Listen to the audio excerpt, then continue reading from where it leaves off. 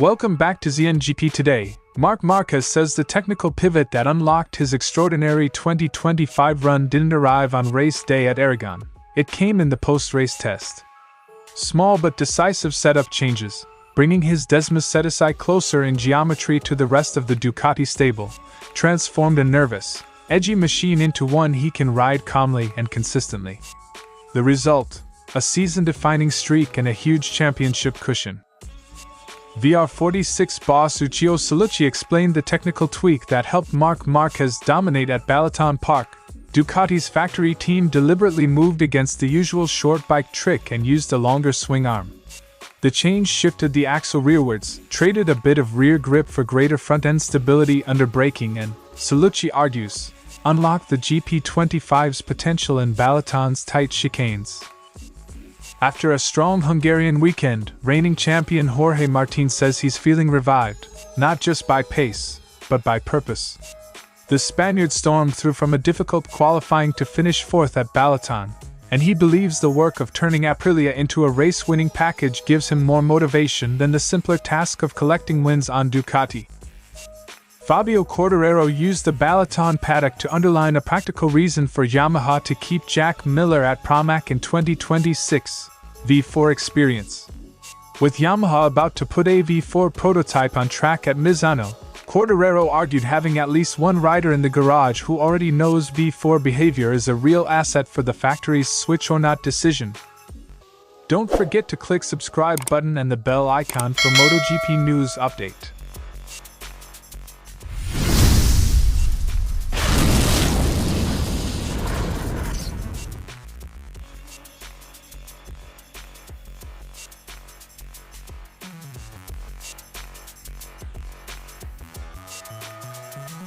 Marquez pinpointed the Aragon post-race test as the moment when the bike clicked. It wasn't a flashy package swap or a headline upgrade. It was incremental setup work that compounded into a meaningful step forward. Yes, since the Aragon test we did a step. We did a step in bike setup, and also step by step I feel better and better with the new aero. But especially bike setup. Tests often get buried in paddock noise, but here the controlled environment allowed engineers to chase stability rather than outright lap times, and that stability paid off. The key move was simple on paper: make Marquez's bike closer to the baseline geometry his Ducati teammates were using. That meant the same dimensions, similar balance, not a bespoke oddball that required constant compensation. He said they made the bike closer to the other Ducati riders, same geometry, same dimensions. Convergence to a proven baseline turned an idiosyncratic setup into a repeatable package, reducing surprise behaviors and boosting confidence. Early in the season, Marquez rode a more nervous Desmosedici. After the changes, he describes the machine as easier to ride. That translates into fewer spikes in lap time, less tire-wearing panic, and better weekend management. Easier to ride doesn't mean slower. It means Marquez can exploit the bike's strengths without overcompensation, lap after lap. The statistics back the feeling: an unbeaten run stretching from Silverstone, and a sequence of victories that has become one of the season's defining narratives. Marquez himself admits the streak exceeds even his wildest expectations. He said the run was not normal, even in his dreams, and stressed how exceptional the sequence feels. With a huge points cushion comes the risk of complacency. Marquez emphasized concentration, and humility is essential. Enjoy the form, but don't let it slip into overconfidence. He warned the important thing is to keep the concentration and not have that extra overconfidence. What looks like domination on the scoreboard started as careful geometry harmonization in a post-race test. Ducati's decision to normalize Marquez's setup to factory standards, and the rider's ability to exploit a more manageable machine, has created a season-changing momentum. The tweak was small, but its effect has been anything but. Where many teams might shorten wheelbase to gain agility on a small circuit, Ducati instead lengthened the swing arm. That rearward axle shift gave the Desmosedici extra stability in braking zones rather than prioritizing nimbleness. He explained Ducati did exactly the opposite of what you'd expect. They extended the swing arm to gain stability. It's a reminder that setup is track-specific. The fastest way around a tight layout isn't always what looks most instinctive on paper. The geometry change required accepting slightly reduced rear grips so the front could be loaded more confidently. Salucci says the previous balance left too much rear traction and a pushing front in chicanes. The new balance reversed that behavior. They gained stability. They slightly reduced the grip on the rear wheel. Engineers often choose small sacrifices to free a rider's confidence at certain points on the lap. Here, the front end was prioritized for braking and turn-in security. Salucci noted Marquez's bike specifically benefited because Ducati's factory machines adopted the longer swing arm and Marquez's style extracts the advantage: more weight on the front and better braking stability in tight sequences. The factory team has generated more braking stability and more weight on the front axle. And guess who has an especially long swing arm? Marc Márquez. When geometry and rider technique click, small gains compound quickly, and Marquez turned that into two dominant results at Balaton. Balaton's characteristics: tight chicanes, frequent braking and acceleration, penalized instability, and rewarded machines that could be trusted on the brakes. Ducati's tweak delivered that trust, allowing Marquez to exploit racercraft where others had to manage compromises. The choice highlights how circuit design drives setup philosophy. What's an advantage at one venue can be a liability at another. Salucci's insight also hints at an operational benefit. Aligning geometry across factory riders simplifies data comparison and setup transfer. Once one rider finds a successful axis, it's easier for the team to replicate it across the garage. Converging on common geometry can accelerate development cycles, and Ducati's summer adjustments look like a textbook example. Uccio Salucci's take is technical but stark. Ducati found the answer at Balaton not by chasing agility, but by stabilizing the bike where it mattered most. A longer swing arm, more front load and carefully managed rear grip gave Marquez a platform he could trust, and the results were immediate. In a season where tiny setup choices tilt the balance, Balaton was a timely reminder that sometimes the simplest geometry change makes the biggest difference.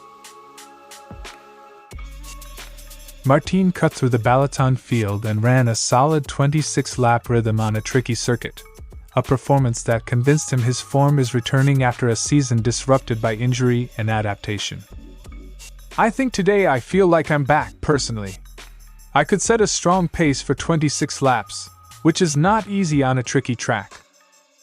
For a rider who has only completed 4 rounds this season, a long, consistent stint like that is a major step toward normality.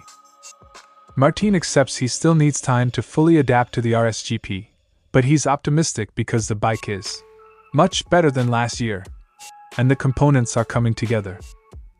He said adaptation is ongoing, but that improved machinery and growing confidence make victories a realistic target.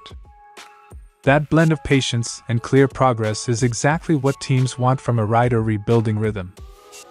Having left Ducati's top seat to join Aprilia, Martin says his current reward comes from the bigger project, transforming Aprilia into a frequent winner rather than simply collecting trophies. "The challenge to bring Aprilia to winning gives me much more motivation and enjoyment than just winning races." It's a rare admission from a reigning champion, preferring the long game of development over immediate glory. Aprilia again showed pace at Balaton, with Marco Bezzecchi taking the podium and the factory package confirming its best of the rest status behind Ducati. Martin's upward step gives the Noali squad fresh reason to believe a fuller attack on wins is possible. When both factory riders and a new arrival push in the same direction, development accelerates, and Martin's buy-in matters. Martin's place at Aprilia is secure through at least the end of 2026, despite earlier contract rows. That continuity removes an off-track distraction and lets him focus squarely on riding and bike development. Stability in the garage is often a precondition for progress. Martin has both now. Jorge Martin's Balaton weekend felt like more than a comeback lap, it was a reset. He's regained race fitness, found encouraging pace, and crucially, rediscovered the kind of motivation that comes from building something lasting. If Aprilia and Martin can keep the momentum, the day he stands on the top step with the RSGP may mean more to him than any solo victory ever did.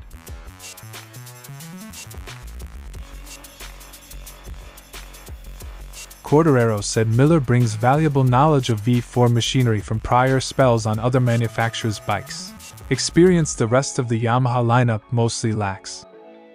It'd be great to keep Jack, because he's the one who has much more experience with the V4.